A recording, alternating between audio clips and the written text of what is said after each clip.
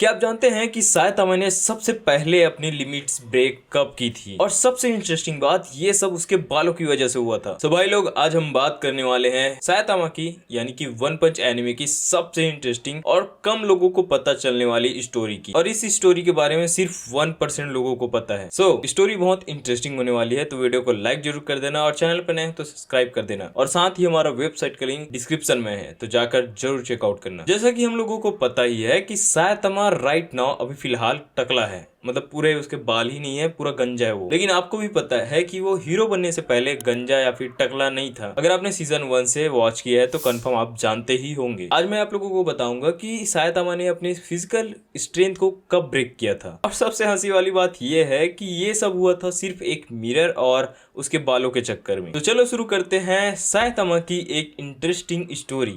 ये कहानी मिलती है वन पंच मैन के स्पेशल बोनस चैप्टर में। ये चैप्टर ले जाता है हमें लगभग 1.5 साल पहले के टाइमलाइन पर, जब सायतामा अपनी हीरो ट्रेनिंग जर्नी में था। उस समय सायतामा के सर पर बाल थे, हाँ बिल्कुल नॉर्मल बाल। वो रोज अपनी इंटेंस ट्रेनिंग कंप्लीट करता था, 100 pushup, 100 situp, 100 squats and 10 kilometre running. और ये सब करने के बाद वो थक कर अपने घर वापस आता था। ऐसे ही वो अपनी एक दिन ट्रेनिंग कंप्लीट करके वापस आता है और घर में आने के बाद सोचता है कि चलो आज जल्दी नहा लिया जाए। लेकिन जब वो बाथरूम में नहाना स्टार्ट करता है तो वो नोटिस करता है कि उसके बाल झड़ रहे हैं। ये सब देखकर सायतामा टेंशन में आ जाता है और सोचने लगता है कि यार मेरे बाल कितने ज्यादा झड़ चुके हैं, कहीं मैं टकला तो नहीं हो गया हूँ। और जैसे कि तुम्हें पता ही है कि सायतामा सबसे ज्यादा सोचने वाला बंदा है, मतलब कुछ भी हो गया तो उसका दिमाग चलते रहेगा कि ये वो। उसने सोचा चलो आईने में देख ही लेते हैं कि एक्चुअल में कितना डैमेज हो चुका है। वो अपने बाथरूम के आईने के पास जाता है और देखता है तो सामने के बाल तो एकदम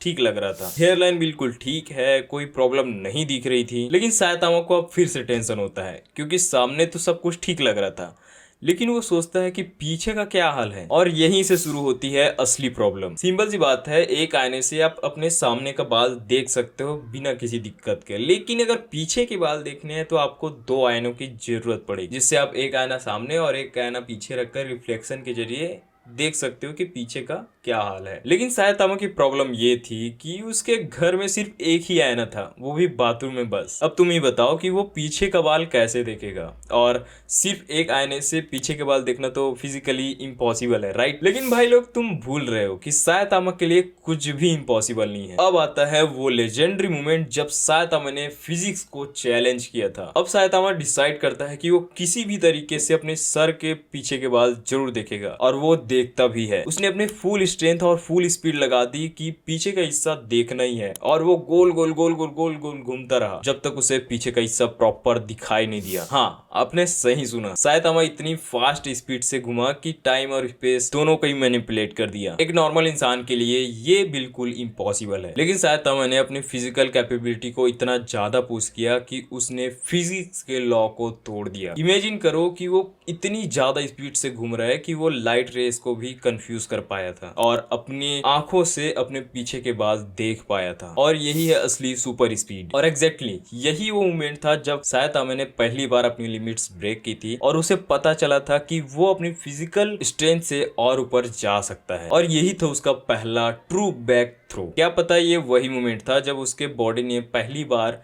एक्नॉलेज किया था और उसका बॉडी बोलता है कि ओके, अब हमारी नॉर्मल ह्यूमन लिमिट्स कंप्लीट हो गई, अब इससे आगे जाने का टाइम आ चुका है।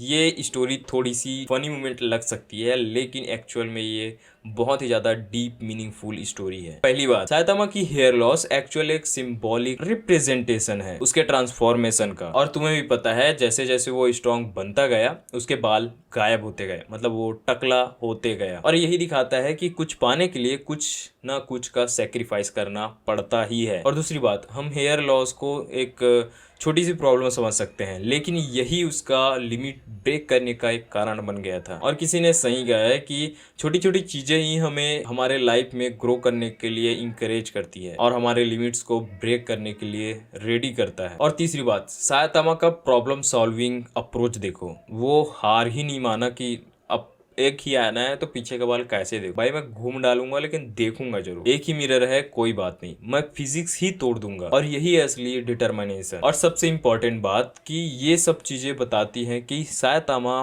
पहले से ही ओवर पावर नहीं था। उसकी जर्नी में भी स्ट्रगल था, उसके लाइफ में भी टेंशन थे, और वो धीरे धीरे करके अपनी एबिलिटी को आगे बढ़ाता गया। सो भाई लोग, ये थी सायतामा की पहली बार लिमिट ब्रेक करने की स्टोरी। और अगर सिंपल वर्ड में बोलूं तो ये बोनस चैप्टर हमें सिखाता है कि हर हीरो की अपनी एक हम्बल बिगिनिंग होती है और पर्सनल स्ट्रगल ही सबसे बड़ा मोटिवेशन बन सकता है। वन पंच मैन की ये छोटी सी स्टोरी एक्चुअल में बहुत डीप मीनिंगफुल है, और कभी कभी सबसे रेडिकुलस सिचुएशन में ही सबसे एक्स्ट्रा ऑर्डिनरी ब्रेक थ्रू होता है। ये दिखाता है कि सायतामा का कैरेक्टर कितना ज्यादा वेल डेवलप्ड है और इसकी जर्नी कितनी डिटेल्ड है। और अगली बार जब आप सायतामा को देखें तो ये चीज जान लीजिए कि सायतामा का टकला होना कोई नॉर्मल कैरेक्टर स्टाइल नहीं है, ये उसके सुप्रीम पावर की एक सिंबल है जो उसकी जर्नी को बताता है। सो अगर आपको ये वीडियो पसंद आई हो तो वीडियो को लाइक करना बिल्कुल मत भूलना, और चैनल पर नए हो तो सब्सक्राइब करना तो भूलना ही मत। और हाँ, हमारी वेबसाइट का लिंक नीचे डिस्क्रिप्शन में है, तो जाकर जरूर चेकआउट करना। और ऐसे ही इंटरेस्टिंग फैक्ट मैं लाता रहूंगा, तो बने रहना हमारे साथ। मिलते हैं नेक्स्ट वीडियो में, तब तक के लिए एंजॉय करिए लाइफ को और एनिमे को